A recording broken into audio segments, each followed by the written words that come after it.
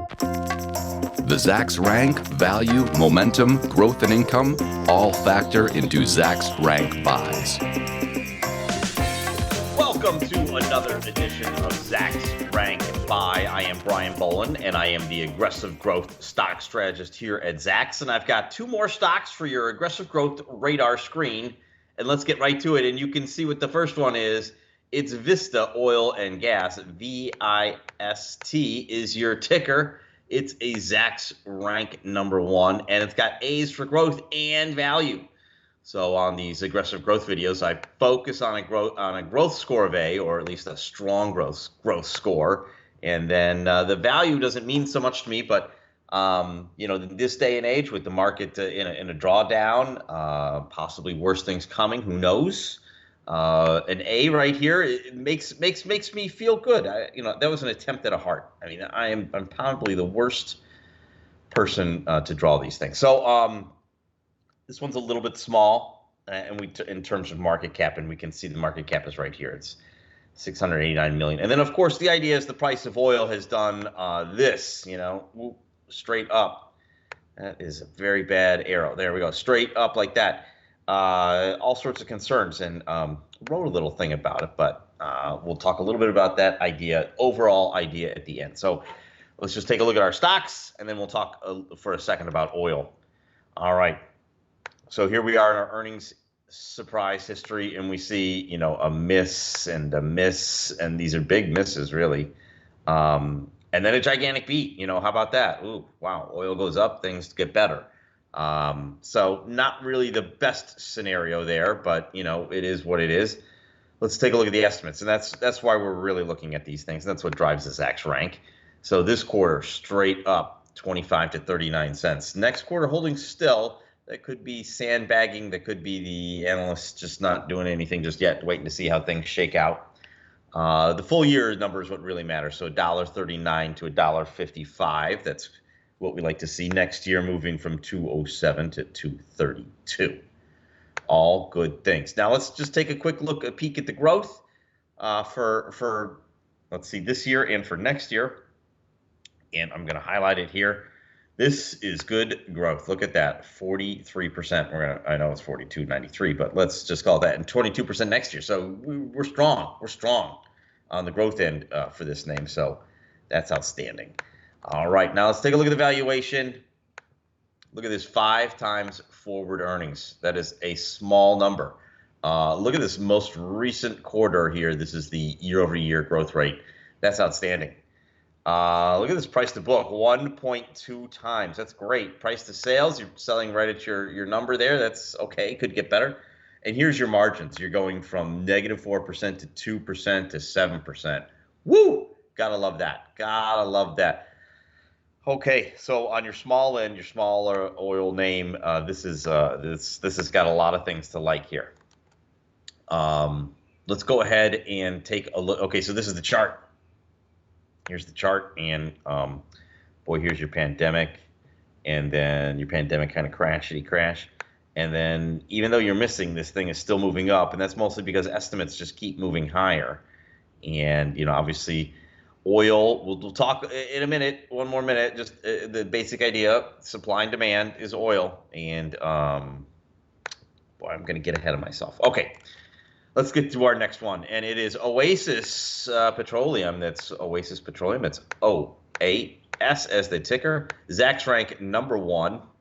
A for growth, B for value. We can see a little bit bigger here, 2.7 billion. Boy, did I see that just as I was doing that. I was like, hey, there's a sweet dividend right here, $234 a year for 1.6%. So that gets you paid to hold this stock. Kind of like that idea. But again, bigger name, bigger price tag, a little bit more action going on here. So let's go ahead and do the rundown as we always do. Boy, this is the complete opposite as Vista there, because this one's beating, and then missing.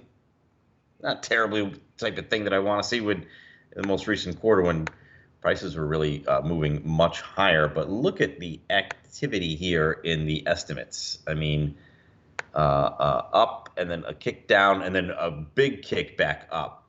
I mean, this has got a lot. And then next quarter, you can see kind of a similar pattern there, but moving up.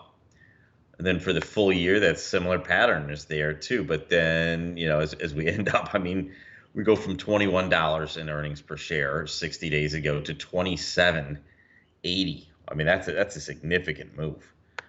Same here. Woo!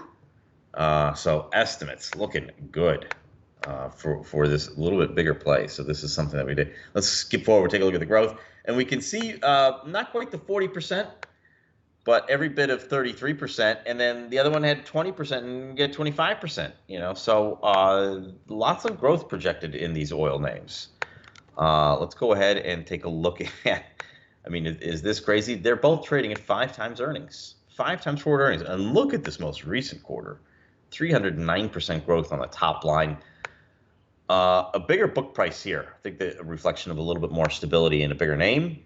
1.6 times on the thing, and these operating margins a little hazy here, going from 55 to 58 and then down to 17. So that could have been a one-time blip on the quarter that caused them to miss the quarter, and then that makes their margin numbers look all screwy. But let's go ahead and take a look at the chart now. This is a much newer name, but up and away here for Oasis. So here's my quick thesis here on oil. So at the end of the day, oil is supply and demand. Supply and then demand. When oil's moving up, that means demand, the D in the equation, this thing right here, we're going to call that a D, that is moving up, right? Because supply is mostly constant, mostly. And actually, when prices move higher, there is actually more supply. So when the oil's up around $100 per barrel, everybody and their brother who could is going to be producing, and no one is really slowing their roll so much. So let's just talk about 2 quick things. There was a time, and this was a long time ago, maybe 20 years ago, oil had slid down over the course of maybe 4 or 5 months to, I want to say like 30 to, less than 20. So we'll call that 18. And, it's kind of like, oh my gosh, we're slowing into, it wasn't realized until you look back at it. And you're like, oh my gosh, we're slowing into a recession and into like definitely a drawdown in markets, but certainly a recession was a huge likelihood at that time. But it was a telegraphed sort of move, and obviously with fuel being or oil being the fuel for the world's economic engine, you would think that you would notice those things, but you tend not to. You notice the spikes, and so when oil spikes higher like this, and say that this line is like 100 right there, 1 0 0. Oh, I'm the worst at this. That's the tax on the consumer. And when you're spiking up here, you're taking away all this money from the consumer, and suddenly everyone's outlook starts to go down because everyone's spending the same basic amount on fuel, well, the same consumption of fuel, but they're spending a lot more for it, sometimes 2 and even 3 times the amount. So the tax on the consumer is what really drives the whole mechanism here. And I did see another research note that suggested that every time that there's been a very big spike in the price of oil, a recession followed in 10 out of the last 10 times. So, the big oil prices have got everyone concerned, but at the same time, if you're in oil plays or not, now you've got 2 new ones to take a look at. All right, so that's all we got for this time. Be sure to join us next time when we look at 2 more aggressive growth stocks for your aggressive growth radar screen. And don't forget to go to Zacks.com/promo to take a look at some of our interesting promotions.